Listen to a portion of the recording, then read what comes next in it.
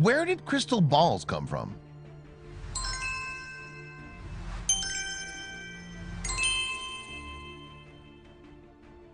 The crystal ball is a standard piece of equipment for any modern fortune teller. But where did crystal balls come from? Gazing into the orb is supposed to give the soothsayer a vision of the future, which will then be shared with the client for a fee. Today we connect crystal balls with fortune tellers, often of Roma or Gypsy culture. But that's not where these mystical spheres originated. To learn the origin of crystal balls and how they're often shrouded in mystery, and how all-powerful psychics, most often women, we have to go back to the ancient Druids and a practice called scrying. The history of crystal balls starts with the ancient Druids, and their origins are a bit of mystery still to this day. As early as the 3rd century BCE, the Druids were an elite class of healers, spiritual leaders, storytellers, advisors, and teachers in the ancient Celtic cultures of the British Isles. The name Druid is a Celtic term meaning knowing the oak tree, which probably came about because the Druids were known to perform rituals in oak trees. They also believed that gazing into a reflective surface, such as a pool of water, a mirror, or a ball of crystal, which is where the practice originated, could allow them to see into the future.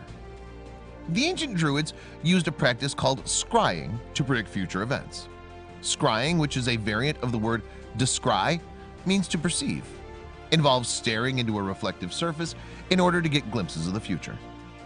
The Druids were big proponents of scrying and used it to help them make important decisions and to advise others. Scrying, however, was not exclusive to the Druids. Other cultures adopted the process and have used it for centuries. At first, Druids used pools of water or shiny stones to do their scrying, but later they crafted orbs of glass, gemstones, and crystal. When the Romans took over the British Isles, the Druids were all but eliminated, and so were their mystical practices. In his The Natural History, Pliny the Elder included a whole chapter on the Druids and made reference to the forms of magic they used, including divining the future with balls. One of the first written mention of crystal balls. For the most part, soothsaying with crystal balls ran against the teachings of Christianity, and the practice was condemned. St. Augustine wrote in his The City of God, a book from the 5th century, that using crystal balls was a way to become entangled in the deceptive rites of demons who masquerade under the name of angels.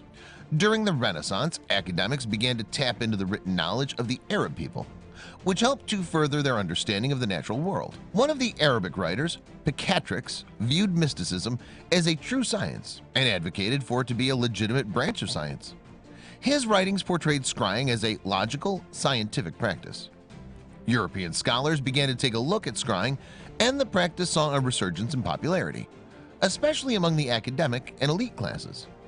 Between the 9th and 14th century, groups of Roma people migrated from India to Europe, bringing with them a nomadic lifestyle and a belief in mysticism. This put the Roma people at odds with the Catholic Church, and they were ostracized. The Catholic Church was particularly upset about the Roma, or Gypsy as they became to be known, and their fondness for fortune-telling. Predicting the futures of folks in need of desperate situations became a big source of income for these immigrants when traditional employment was hard to come by. Gypsies used crystal balls to predict the fortune of their customers for 2 reasons. The Europeans were already aware of crystal balls, so they bought into the mysticism surrounding them. And they were portable, so a gypsy could set up a fortune-telling stand with ease. The image of a gypsy with a headscarf, hoop earrings, and a crystal ball is a common trope. Queen Elizabeth I relied on crystal ball readings from an advisor, John Dee, who was a mystic, mathematician, and alchemist. Dee peered into the future and provided the Queen with the best dates to plan important events and meetings. John Dee wasn't the only crystal ball user to lend his talents to aid his country.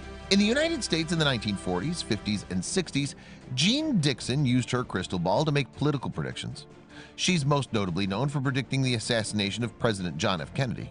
The crystal ball has become such a symbol of predicting the future that it's almost always included in television, movies, and literary references to fortune-telling. We see it in movies from The Wizard of Oz to Big to Aladdin and to the Harry Potter series, to the Munsters and the Rugrats. There's even a smartphone emoji of a crystal ball to this day.